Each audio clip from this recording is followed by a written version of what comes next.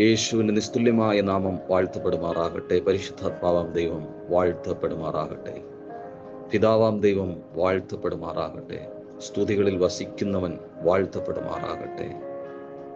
അവൻ്റെ വിശുദ്ധ നാമം വാഴ്ത്തപ്പെടുമാറാകട്ടെ. അവൻ്റെ നീതിയുള്ള നാമം വാഴ്ത്തപ്പെടുമാറാകട്ടെ. ക്രിസ്തു യേശുവിൽ എനിക്ക് ഏറ്റവും പ്രിയം നിറഞ്ഞ സഹോദരങ്ങളെ,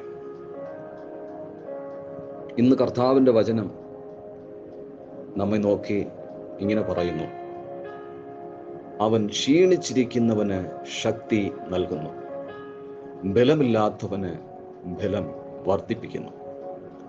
ബാല്യക്കാർ ക്ഷീണിച്ച് തളർന്നു പോകും, യൗവനക്കാരും ഇടറി വീഴും. എങ്കിലും യഹോവയെ കാത്തിരിക്കുന്നവർ ശക്തിയെ പുതുക്കും. കഴുകന്മാരെ പോലെ ചിറകടിച്ച് കയറും. അവർ തളർന്നു പോകാതെ ഓടുകയും ക്ഷീണിച്ചു പോകാതെ നടക്കുകയും ചെയ്യും. അപ്പോൾ ക്ഷീണിച്ചിരിക്കുന്നവന് ബലമില്ലാത്തവന് എന്നാണ് എഴുതിയിരിക്കുന്നത്.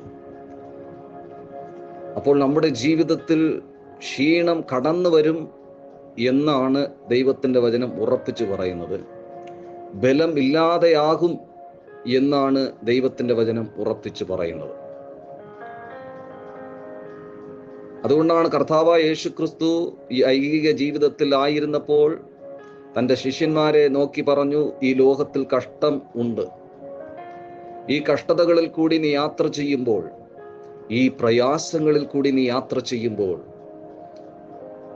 നിന്റെ യാത്രയിൽ ക്ഷീണം കടന്നു വരുമെന്നും നീ ബലമില്ലാതെ ആകുന്ന അവസ്ഥകളിൽ കൂടി നീ കടന്നു പോകുമെന്നും ദൈവത്തിൻ്റെ വചനം ഇവിടെ പറയുകയാണ്. അതിങ്ങനെ പറയുന്നു: ക്ഷീണിച്ചിരിക്കുന്നവന് ശക്തി നൽകുന്നു. അപ്പോൾ ശക്തി എന്ന് പറയുന്നത് ഞാൻ പ്രാപിച്ചെടുക്കുന്ന ഒന്നല്ല, അത് നൽകപ്പെടുന്നതൊന്നാണ്. അത് ഞാൻ സ്വീകരിക്കേണ്ടതാണ്. അത് യഹോവയാൽ നൽകപ്പെടുന്ന ഒന്നാണ്.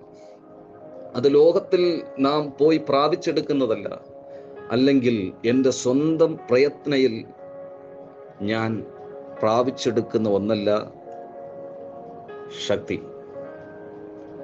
ശക്തി യഹോവ നമുക്ക് നൽകുന്നു. ബലമില്ലാത്തവന് ബലം വർദ്ധിപ്പിക്കുന്നു. അപ്പോൾ ബലം എന്ന് പറയുന്നത്, ബലം ക്ഷയിച്ചു പോയിരിക്കുന്ന അവസ്ഥ നമുക്കുണ്ടെങ്കിൽ ഇന്ന് കർത്താവിൻ്റെ വചനം പറയുന്നു അത് വർദ്ധിപ്പിക്കേണ്ട ഒന്നാണ്. അത് യഹോവയാൽ നമുക്ക് ആ വർധന ഉണ്ടാകും. ഒരു ശക്തിയുടെ വർധനവ് നമ്മുടെ ജീവിതത്തിൽ യഹോവയാൽ നൽകപ്പെടുന്നു. അപ്പോൾ ക്ഷീണിച്ചിരിക്കുന്നവന് അവൻ ശക്തി നൽകുന്നു, ബലമില്ലാത്തവന് ബലം വർദ്ധിപ്പിക്കുന്നു. അപ്പോൾ നാം ഒന്ന് മനസ്സിലാക്കണം, ശക്തി നൽകപ്പെടുന്ന ഒന്നാണ്, ബലം വർദ്ധിപ്പിച്ച് എടുക്കേണ്ട ഒന്നാണ്. ബാല്യക്കാർ ക്ഷീണിച്ച് തളർന്നു പോകും, യൗവനക്കാരും ഇടറി വീഴും. ഈ ലോകപരമായ ജീവിതം നയിച്ചു കൊണ്ടിരിക്കുന്ന ബാല്യക്കാർ, അവർ ക്ഷീണിച്ച് തളർന്നു പോകും. ഈ ലോകപരമായ കാഴ്ചപ്പാടുകളിൽ അധിവസിച്ചു കൊണ്ടിരിക്കുന്ന, ലൗകിക കാഴ്ചപ്പാടുകളിൽ ജീവിച്ചു കൊണ്ടിരിക്കുന്നവർ, അവർ ഇടറി വീഴും. അവിടെ ഒരു വാക്കുണ്ട്, എങ്കിലും.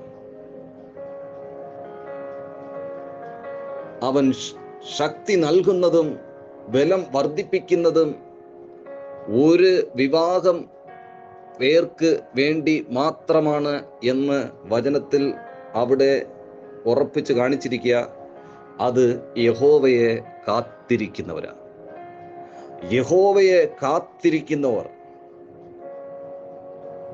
അവർക്ക് ക്ഷീണമുണ്ടായാൽ, അവർ ബലമില്ലാതാകുന്ന അവസ്ഥകളിൽ ആയാൽ, അവർക്കാണ് കർത്താവ് പറയുന്നത് ശക്തിയെ പുതുക്കി നൽകുമെന്നും, കഴുകന്മാരെ പോലെ ചിറക് അടിച്ച് കയറുമെന്നും ദൈവത്തിൻ്റെ വചനം പറയുന്നു. അപ്പോൾ ഈ വചനം കേട്ടുകൊണ്ടിരിക്കുന്ന നമുക്കൊന്ന് മാത്രം മനസ്സിലാവും, നമ്മുടെ ജീവിതത്തിൽ ശക്തി കുറയുന്ന അവസ്ഥകളിൽ, ബലമില്ലാതാകുന്ന അവസ്ഥകളിൽ നാം കർത്താവിനെ കാത്തിരിക്കുന്നവരാണോ? അല്ലെങ്കിൽ അല്പകാല ശക്തിക്കായി പലതിനെയും ആശ്രയിക്കുന്നവരാണോ? അല്ലെങ്കിൽ അല്പകാല ആശ്വാസത്തിനായി ആ ബലം ലൗകിക കാഴ്ചപ്പാടുകളിൽ ജീവിക്കുന്ന ലൗകിക മനുഷ്യരിൽ നിന്ന് നാം അല്പശക്തി നേടിയെടുക്കുന്നവരാണോ എന്ന് നാം ചിന്തിക്കേണ്ടതായിരിക്കുന്നു.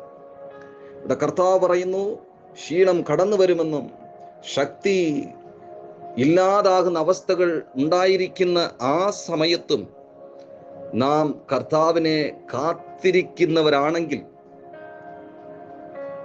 ആ കർത്താവ് തന്നെ, യഹോവ തന്നെ ശക്തിയെ പുതുക്കുകയും അതിനുശേഷം ഒരു ഉയർച്ച, കയറിപ്പോകുന്ന ഉയർച്ച, ആ ശക്തി, ആ ബലം നമ്മളിലേക്ക് പകരപ്പെടുമ്പോൾ നാം കയറിപ്പോകുന്ന, ചിറകടിച്ച് ഉയരുന്ന ആ നിലകളിലേക്ക് നമ്മുടെ യാത്ര എത്തപ്പെടും. അവർ തളർന്നു പോകാതെ ഓടുകയും,